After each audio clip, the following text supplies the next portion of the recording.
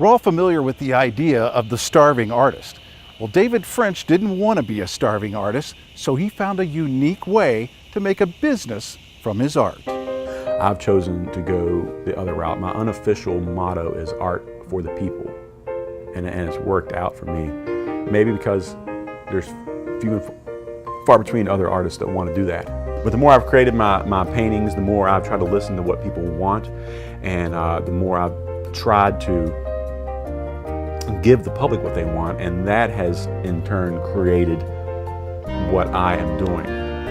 When it came to learning his craft, David, the typical artist, took a non-traditional approach. And I just totally dropped out of school because I had moved to Noda, and I was being mentored at this time by a professional mural painter, Star Davis. I moved into the red house behind the Smelly Cat and opened a Friday night only gallery out of the back of my house. But I went and took Design 1 to finish up my associate's degree. That's when Elizabeth Spotswood Alexander told me to go paint whatever I want. I don't need to be in class to listen, and that's when I painted the painting of the Athens restaurant that kick-started my Charlotte painting career.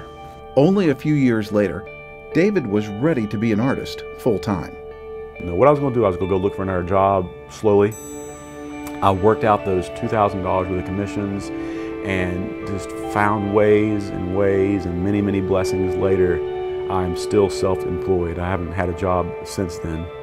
I'm 200-something paintings into Charlotte now. There's a very short list of what I haven't painted that are in people's hearts. Number one is the Whitewater Center, high atop my list. That's what's in front of me right now. These days I do most of my work here in the studio using photographs. I'm going to go in, I'm going to lay the thing out with the grid system, the one-to-one grid system, which is great when you can do one-to-one. Then you don't have to do any math. David hasn't forgotten how he learned his craft, so he has some advice for some new and young artists.